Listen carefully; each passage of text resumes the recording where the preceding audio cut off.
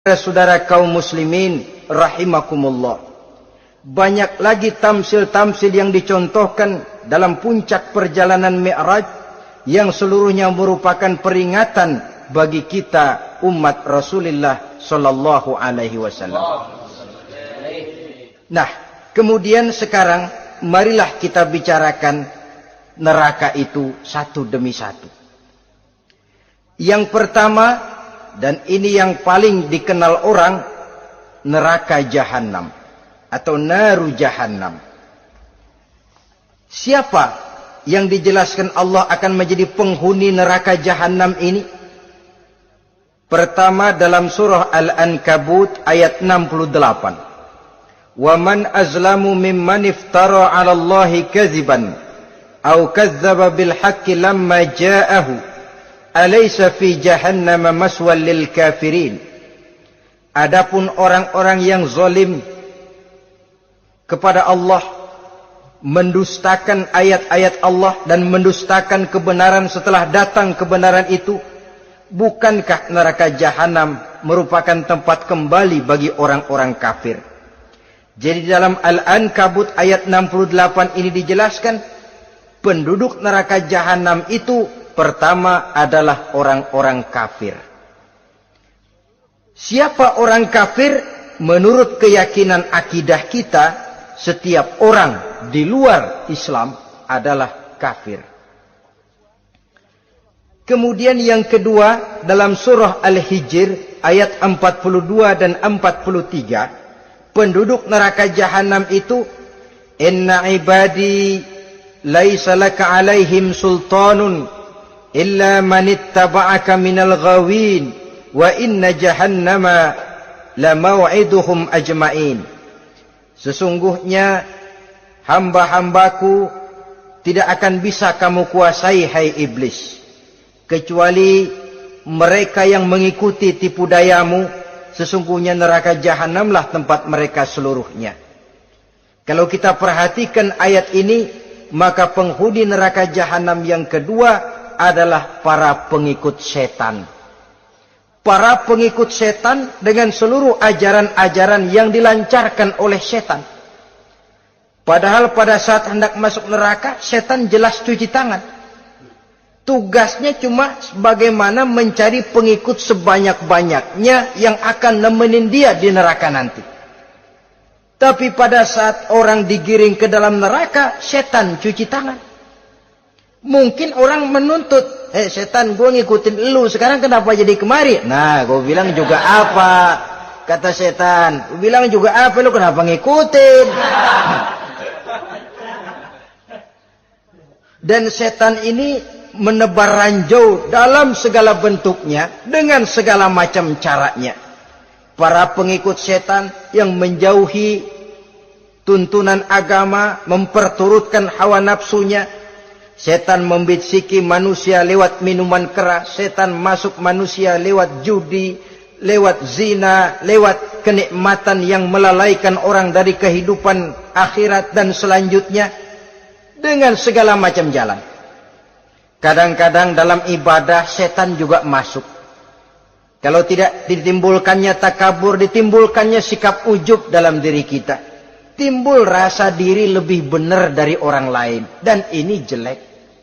Timbul rasa nganggap enteng orang lain. Itu kan ujub. Nggak dikelihatannya orang. Cuma hatinya aja ngomong sendirian. Kalau gue lihat di kampung ini nggak ada yang kayak gue. Bayangnya kayak ibadahnya kayak udah aing pang paling nak yo di dia. Itu juga bisikan iblis. Dan dia tidak segan-segan mengaku jadi Tuhan iblis itu. Dan ini diceritakan dalam kehidupan Sayyidus Syekh Abdul Qadir Jailani. Ketika beliau sedang ibadah di mihrab dalam masjid, datang seberkas sinar. Sinar itu ngomong, ya Abdul Qadir ana rabbuk. Hai Abdul Qadir, aku Tuhanmu, kata cahaya tadi. Sudah cukup kamu ibadah Abdul Qadir. Sembayangmu udah banyak, puasamu udah banyak, jihadmu cukup. Maka mulai sekarang berhenti dah ibadah. Aku bolehkan kepada kamu segala yang dilarang.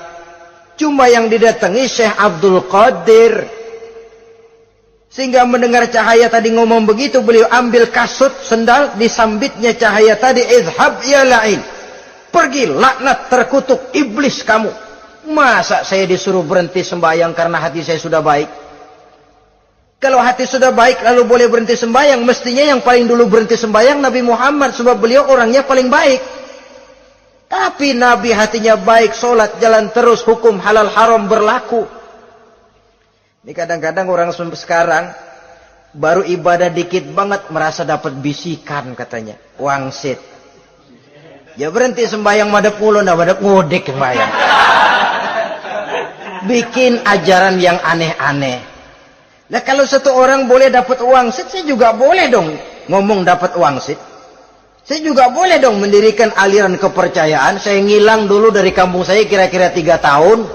Saya nyepi di kaki Gunung Salak, pulang piara jenggot, pakai belangkon. Di depan nama saya pakai embel-embel mbah. Saya ngaku dapat wangsit di Gunung Ano, mewahyukan kepada saya ano. Saya cari murid yang fanatik. Saudara-saudara kaum muslimin rahimakumullah. Setan membisiki manusia hatta kita sedang ibadah sekalipun dibisikinya. Caranya, mula-mula dia bisikin, lu sembahyang buru-buru dah. Buru-buru udah. Akhirnya apa? Rukuk kita enggak sempurna, sujud kita enggak lengkap, tumakninah kita kurang, bacaan kita tajwidnya enggak kena. Kalau itu bisa kita atasin, kita sembahyang sebagaimana yang seharusnya, dia bisiki lewat jalan lain lagi. Surahnya yang pendek-pendek aja dah. Atau habis sembahyang udah sigrah, udah jangan pakai wirid, jangan pakai zikir. Dengan segala macam jalan. Dibisikinya was-was ke dalam diri kita. Sehingga ada satu riwayat walaupun dhaif tapi ini baik untuk dijadikan pelajaran. Konon iblis itu kalau subuh keliling dia. Bawa kulit kambing, jarum sama tepung. Ditanya orang, iblis ini buat apa? Oh, kulit kambing. Gunanya tahu nggak? Kalau begitu subuh, sudah muazin bilang, as-salatu khairum minan naum. Salat lebih baik daripada tidur. Maka ini kulit kambing mulai aku hamparkan buat hamba-hamba Muhammad. Jadi begitu dengar azan, cuma udah bikin anget udah tidur. Kenapa? Kulit kambing belis masuk. Saudara-saudara, lalu kata orang tadi lagi, lah kalau tepung buat apa itu? Oh, tepung. Itu kalau umat Muhammad mau baca Quran, baca kitab, mutola'ah, gua aurin tepung matanya. Biar dia sepet. Makanya kalau sudah ngaji, baca Quran, bawaannya udah ngantuk aja ngantuk. Oh begitu, iya. Lah kalau duri paku itu buat apa? Nah ini duri paku. Kalau umat Muhammad mau hadir di majelis taklim, mau pergi ngaji, mau duduk iktikaf di masjid, gua pasangin paku di pantatnya. Jadi kalau sudah duduk di masjid, kelasat, kleset. Hadir di majelis taklim, kelasat, kleset. Bawaannya mau udahan melulu. Itu duri-duri dan paku-paku yang memang ditebarkan oleh iblis. Saudara-saudara kaum muslimin rahimakumullah. Jadi para pengikut setan dengan segala macam perangkapnya ini pun, ya perangkap setan itu ya dunia. Dunia itu ya isinya harta, tahta, wanita. Kan perangkap dunia itu. Harta, tahta, wanita. Ini sering bikin orang buta. Perangkap dunia dan merupakan perangkap setan sekaligus. Nah, yang ketiga, penghuni neraka jahanam adalah para pembuat dosa, orang-orang yang durhaka. Dalam Toha ayat 74 Allah menjelaskan, innahu may ya'ti rabbahu mujriman fa inna lahu jahannam. Sesungguhnya orang-orang yang datang menghadap Allah dengan berlumuran dosa, maka sesungguhnya bagi mereka adalah neraka jahanam. Dan yang keempat, penghuni neraka jahanam orang yang kufur nikmat. Tidak cuma kufur iman, tapi kufur nikmat bisa menyebabkan orang masuk neraka jahanam. belum pernah merasakan dalam hidupnya bahwa Allah memberikan nikmat kepadanya, bagaimanapun besar karunia dan nikmat itu. Dalam surah Ibrahim ayat 28-29 Allah menjelaskan, alam tara ilal ladzina baddalu ni'matallahi kufran wa ahallu qaumahum darul bawar jahannama yaslaunaha wa bi'sal qarar. Tidaklah engkau perhatikan, tidaklah kau lihat orang-orang yang mengganti, menukar nikmat Tuhannya dengan kekufuran. Diberikan nikmat berupa Islam, digantinya dengan kekufuran. Dia tidak tahan kesengsaraan dunia lalu memilih kesengsaraan akhirat. Padahal kesengsaraan akhirat lebih abadi dari kesengsaraan dunia. Ada orang yang gak tahan miskin dunia, lalu menjatuhkan pilihan lebih memilih miskin akhirat. Ya Allah, keliru besar. Karena nggak tahan hidup miskin di dunia, ada yang nawarin ngasih supermi 3 bungkus, iman telap. Ada yang ngasih beras, pindah agama. Ada yang bawain pakaian bekas, tukar akidah, pindah iman. Innalillah.